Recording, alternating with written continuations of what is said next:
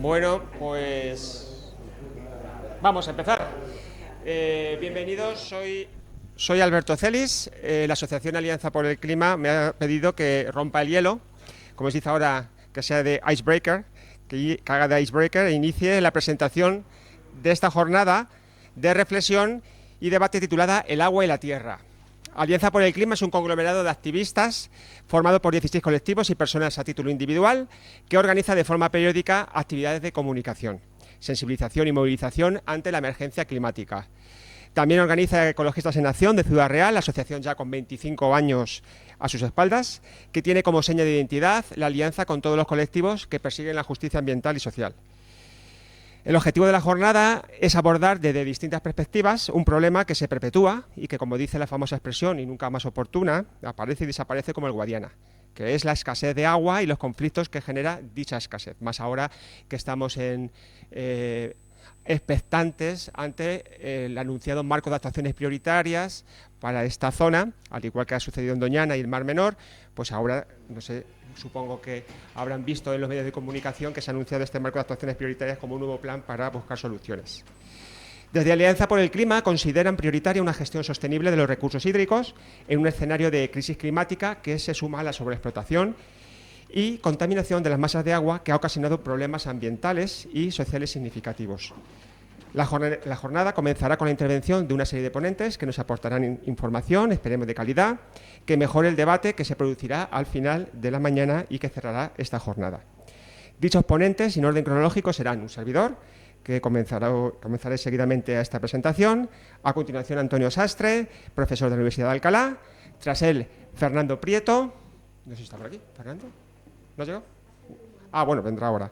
Fernando Prieto viene del Observatorio de Sostenibilidad, Catalina Casanova, que también está por aquí ya, de la Asociación Albelal, y antes de la mesa redonda intervendrá José Manuel Díaz Salazar, antiguo alcalde de Miel y ex consejero de la Junta de Comunidades de Castilla-La Mancha. A la 1 comenzará la mesa redonda, que será moderada por Máximo Florín, profesor de la UCLM, de la Universidad de Castilla-La Mancha. Así que, sin más dilación, vamos a ello.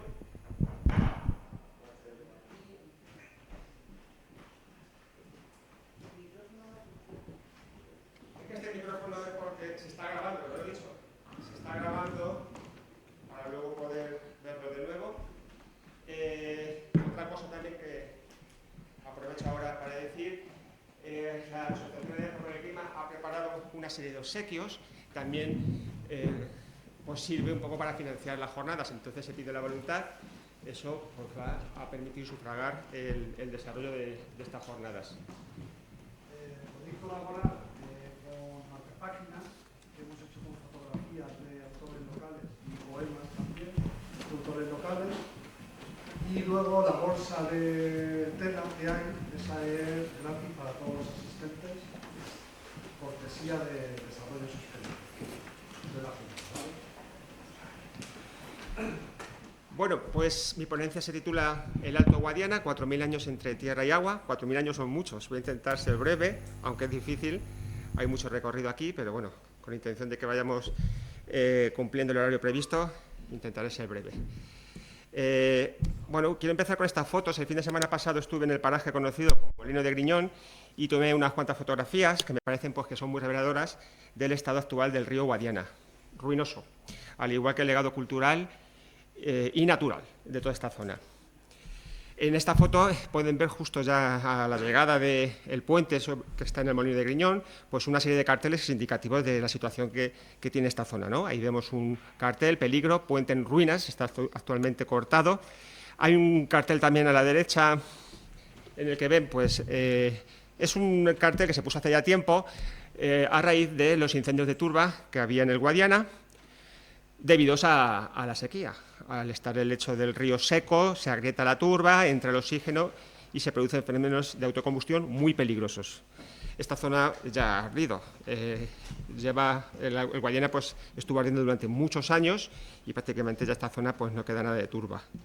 Pero bueno, me parece que es un cartel muy indicativo de la situación que digo ruinosa de toda la zona del Guadiana. Y también es paradigmático esa caseta que se ve detrás de las fotografías, que corresponde a un pozo que está en medio del cauce y que bueno, pues es reveladora causa por la que está este río en esta situación.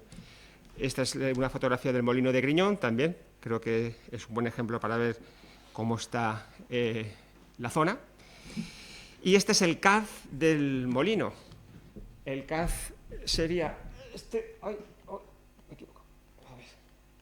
Este sería una de las paredes del caz y donde está esta persona sería la otra parte del caz. Y por aquí entraría el Guadiana al molino.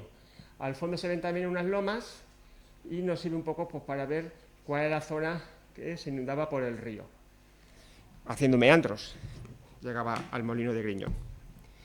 Y esta es una foto, también para hacer una comparativa entre el estado actual. La foto de la izquierda corresponde al 2021, es una última imagen donde se ve el lecho del río seco, y la otra foto es de 1956, un vuelo que se hizo, donde se ve el río Guadiana, en este caso, pues con agua. Esta es una isleta que hay en medio, el molino de Griñón se cimenta sobre esa isleta, y todo esto es un cachón que también tenía agua. El cauce del río iba por aquí. Actualmente, pues, la situación es totalmente diferente. Claro, esto influye en el actual Parque Nacional de la Estela de Miel, porque se formaba a partir de la confluencia de dos ríos, el río Guadiana y el río Jigüela. Por lo tanto, secos estos ríos, la situación del Parque Nacional, como ya sabemos, pues es crítica desde hace ya mucho tiempo, ¿no? La sequía, de hecho, no tiene que ver con el clima.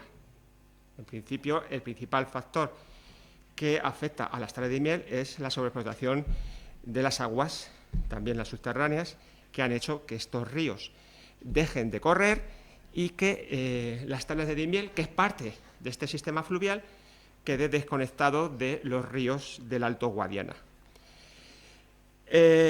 Así que la Estela de Miel pues, ya no es un humedal formado por el río Guadiana y el Jigüela, ya es otra cosa. Una laguna estancada, quizás, o más propio aquí de una definición que he oído hace poco, una especie de parque de ping-pong, en el que pongo, quito, vuelvo a poner, vuelvo a quitar, y que mantiene un encharcamiento mínimo en la zona de las pasarelas, muy mediática esa zona, debido a la descarga de agua subterránea a través de pozos que tiene el propio parque, si no estaría completamente seco. Hay que decir que la situación de este parque es la consecuencia del estado del Alto Guadiana. ¿Se ve bien, no? Toda la red fluvial de la cabecera de este río confluye aquí y su desconexión con esta cabecera es lo que ha ocasionado la sequía. Como digo, no el cambio climático, porque esta situación arranca desde finales de la década de 1970, los ojos de Guadiana se secan en los primeros años de la década de los 80, y desde entonces pues no podemos hablar de que la Estela de Miel haya tenido agua gracias a los ríos, salvo periodos puntuales, como pudo ser la década de 2010, donde la abundancia de lluvias hizo que volviera otra vez a parecerse en algo a lo que fue antes de que se declarara Parque Nacional la zona de la Estela de Miel. Bueno, pues vista esta situación, ¿qué ha pasado? Para explicar lo que ha pasado, pues lo voy a hacer desde la historia, que es lo que mejor se me da, y yo divido esta historia en tres fases. Una primera fase, que podríamos llamar natural, que iría de la edad del bronce hasta 1750, una fase 2, que llamo de antropización, que iría de 1750 hasta 1950, y una fase 3 o de artificialización, que sería en la que estamos y que empezaría a partir de 1950. La fase 1 es fundamental porque supone que por primera vez la actividad humana en esta zona se sedentariza. No significa que no hubiera gente antes, pero eran nómadas. Ahora, por primera vez, se ejerce ya un control sobre las zonas más fértiles, las que tienen agua, que son las que tradicionalmente han sido las más fértiles de la zona, lo que permite pues, buenos pastos para el ganado y buena tierra para la agricultura. Es la fase de la construcción de fortalezas, conocidas como motillas. Ahí tenemos una, la motilla del Azuer, en Daimiel. Y esta fortaleza pues, nos indica que ya había una lucha por el control de los ríos y que se establecen pues, una serie de jerarquías que pretenden dominar las zonas más fértiles. A partir de entonces, por lo tanto, podemos decir que las relaciones entre los hombres de aquí, de esta zona, pujarán por el control y que no siempre serán unas relaciones pacíficas. En esta imagen podemos ver la abundancia de motillas que hay en la zona de Daimiel, sobre todo en la zona del Guadiana, debido pues, a la fertilidad de de esta zona. Más tarde, iberos y romanos construirán las primeras infraestructuras hidráulicas, azudas, que son como presas, digamos, construcciones en perpendicular al río y que sirven tanto para atravesarlo, para cruzar a la otra orilla, como para ejercer un dominio sobre el caudal del Guadiana, sobre todo en épocas más secas, pues esas presas pues, permitían que ascendiera el nivel y, por ejemplo, utilizarlo para molinos harineros en la Edad Media.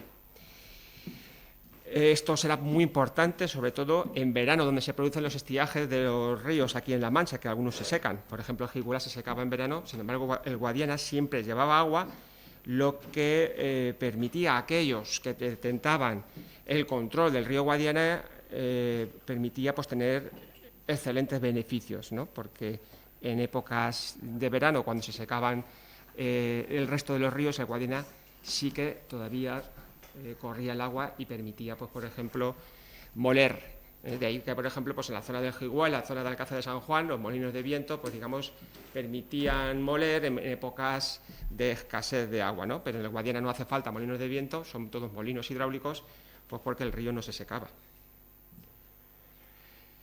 Llegamos a esa fase 2, o que llamo yo de antropización, a partir de 1750, y en esta fase se evidencia ya un mayor impacto en la actividad humana. Es cierto que no se seca el Alto Guadiana, pero sí que ya empieza a haber proyectos de desecación. A partir del siglo XVIII, en toda España, los sucesivos gobiernos, y aquí no podemos hacer distingos entre colores e ideas diferentes, todos los gobiernos prometerán, a partir del siglo XVIII, transformar lo que empezará a conocerse como la España seca, que se querrá que se convierta en España húmeda. La España seca se vincula con atraso, con escasez, con todo lo malo, la España húmeda con lo bueno. Así, para ser un poco rápidos, resulta algo maniqueo, pero en cierto modo es así. O sea, la España seca se vinculaba con lo peor, ¿no?, de España. Y esto nos afectará a nosotros de lleno, por estar en la España seca. Esta idea política prometía reformas para una mejor distribución de la tierra y el agua, y que se basará en el dominio incluso de secación de un caprichoso Guadiana que tiene estas irregularidades. Esta es la idea que subyace detrás del primer gran drenaje que se produce en el Guadiana en la década de 1750 y que da comienzo a esta fase. De esta primera desecación, el río se recuperará, dado que el acuífero seguía descargando la superficie. Al no haber esa sobreexplotación de los recursos subterráneos, pues unos años después de producirse esta primera desecación, volverá otra vez el río a ocupar pues, su llanura de inundación o su zona natural. De lo que no se recuperará será de la tala progresiva de los encinares que están situados alrededor de las riberas, que amortiguaban hasta entonces el impacto de la agricultura y que a partir, sobre todo, del siglo XIX pues, irán desapareciendo debido a los proyectos de colonización de nuevos territorios, de nuevas tierras, con este hambre que hay de tierras, de colonizar nuevos espacios, y es que entonces pues, se pasaba bastante hambre en los pueblos de la España contemporánea.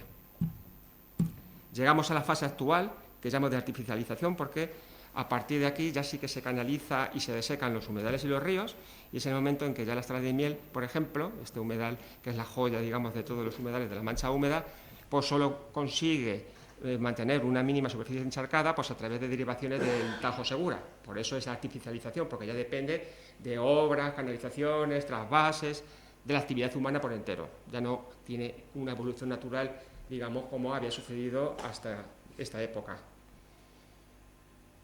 Detengámonos un poco en esta fase para ver mejor lo que sucedió. Hemos hablado que la historia de esta zona está protagonizada por un conflicto por el control de las mejores tierras, de zonas que no les falte humedad. La llegada del liberalismo, a partir del siglo XIX, lleva aparejada promesas políticas de mejora de la situación de muchas familias que se encontraban alejadas de estos bienes tan importantes para la vida.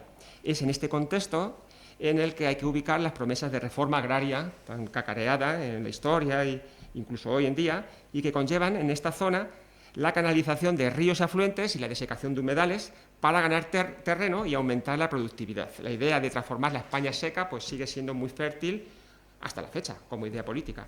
Fue el momento en el que se hacen exploraciones de la riqueza acuífera de la zona por medio de trabajos hidrogeológicos, por ejemplo, en esta En este recorte de prensa se hace referencia a los trabajos de Hernández Pacheco. Eduardo Hernández Pacheco ha sido un geógrafo muy importante en los inicios también de la geología de España y hizo trabajos aquí muy interesantes en La Mancha, de la que se hicieron eco los medios de la región, los medios de comunicación, y a partir de estos trabajos hidrogeológicos pues se basaban en los primeros proyectos de regadío, de extensión de regadío en La Mancha, que prometerán pues prosperidad a la región. En 1956, tras varios intentos anteriores, por fin se aprueba una ley que declara de alto interés para la colonización el Alto Guadiana. Para ello, ojo, se deslindan las que se declaran como zonas pantanosas, que están aquí en azul más clarito. Toda esta zona se declara que son zonas pantanosas en la ley del 56. Se deslindan y la ley del 56 pretende que sean drenadas y colonizadas por el Estado para repartirlas entre las familias más pobres. Ese es el espíritu de esta ley, que llega a iniciar el proyecto de deslinde de estas zonas pantanosas. Sin embargo, aquello será paralizado por una serie de propietarios de fincas lindantes a las riberas que defienden que tienen escrituras de las zonas a desecar y se organizan en grupos sindicales de colonización para realizar ellos mismos los drenajes mediante la iniciativa privada y así conservar lo que defienden que es suyo. Es decir, que la manera de parar la ley del 56, que pretende el Estado colonizar las tierras en dominio público, pues es frenada con estas iniciativas privadas, creando grupos sindicales de colonización, pues para decir, no, las vamos a nosotros a drenar, las vamos a desecar, bien es cierto, con la ayuda del Estado a través del Ministerio de Obras Públicas. Total, que a partir de la década de 1960 comienza el drenaje y los proyectos de extensión del regadío que transformarán todo el Alto Guadiana. La reacción a los sucesivos proyectos agrícolas que estamos viendo vendrá sobre todo de las altas esferas de la aristocracia española. Fue el deporte cinegético, así lo llamaban entonces, en la segunda mitad del siglo XIX, la caza, el que puso en el mapa a los humedales manchegos, precisamente. Sobre todo a partir de la visita de los reyes de España, como por ejemplo en este caso tenemos aquí en esta fotografía a Alfonso XIII, después de una jornada de caza en las tablas de Daimiel. Así que esta visita de los reyes pues pone el cazadero de las tablas en boca de todo el mundo y es cuando pues se populariza en los medios de comunicación, incluso a nivel internacional, las tablas de Daimiel como un excelente lugar para la caza. Estas sociedades de cazadores que se crean aquí son los que se posicionan en contra, por primera vez, de la desecación de lo que empiezan a llamar como las lagunas de Daimiel. ¿Por qué las lagunas de Daimiel? Pues al final estas sociedades de cazadores administran cotos cerrados y lo administran de una manera privada. La ley de entonces, del siglo XIX, es la primera ley de aguas, me refiero a la ley de aguas. Esta ley de aguas es la primera que delimita el dominio público de los ríos. Pero las lagunas no se consideran de dominio público. Se consideran que los propietarios de estas lagunas pueden ahí hacer un negocio, pueden gestionarlas de manera privada e incluso desecarlas. Claro, la figura de laguna conviene mejor a la sociedad de cazadores, a pesar de que las lagunas de Daimiel están en medio del cauce del Guadiana. De esto ha habido mucho conflicto y mucha polémica, mucho debate, hasta el día presente. A partir de mediados del siglo XX, con figuras como Lug Hoffmann. Lug Hoffmann es un referente en la protección de los humedales y de las aves, suizo. Organizó en la década de 1960 varios encuentros que serán la base de lo que luego se llamará la lista Ramsar, que es un convenio internacional para la protección de las aves migratorias, de los vuelos de las aves migratorias y de las reservas que se crean pues, para que se puedan producir esos vuelos. Pues bien, Lug Hoffmann estará involucrado en la organización de la defensa naturalista de las lagunas manchegas, que se seguirán considerando lugares excelentes, pero esta vez ya no para la caza, sino para el estudio y la observación de las aves. Son los conservacionistas los que recogen el testigo entonces de los cazadores, a menudo también en alianza con ellos en esta época, y harán un listado de las principales lagunas del Alto Guadiana a conservar como reservas biológicas, ya no como cotos de caza, sino como santuarios de aves. De ahí que sigan utilizando el término lagunas para identificar los humedales manchegos. La alarma de los conservacionistas saltará sobre todo cuando las máquinas excavadoras de los proyectos de colonización lleguen a la joya de los humedales manchegos que eran las tablas de Daimiel. ahí entonces la principal ONG ambientalista del momento, ADENA, con apoyo de Lou Hoffman, que está aquí, como se ve en la nota de prensa, se ve que Lou Hoffman llega a Daimiel dentro de en aquel momento en el que se empieza a ver movilizaciones que también involucran a Félix Rodríguez de la Fuente. Se convoca una rueda de prensa y se pide la paralización de todas las obras y la protección de las antiguas zonas pantanosas del Alto Guadiana. Sin embargo, aquella iniciativa no logra el respaldo popular y los grupos de colonización reaccionan también. No están dispuestos a paralizar un proyecto largamente perseguido por unos cuantos conservacionistas que hablan de que hay una naturaleza ahí que ellos ni entienden ni comparten. Fue entonces cuando se llegó a una decisión salomónica, que si bien era una oportunidad, una esperanza para la conservación, sin embargo el tiempo demostraría que fue insuficiente. Se crearía lo que se llamó una reserva biológica en el antiguo coto de caza de las Tablas de Daimiel, mientras se seguiría en el resto del Alto Guadiana con los trabajos agrícolas. Así que en 1973 se declara el Parque Nacional de las Tablas de Daimiel, mientras en el resto del Alto Guadiana pues, se prosiguen los trabajos de desecación. Es interesante este gráfico porque nos muestra que precisamente desde la fecha de la declaración del parque en 1973 la intensificación del regadío pues, no dejó de crecer.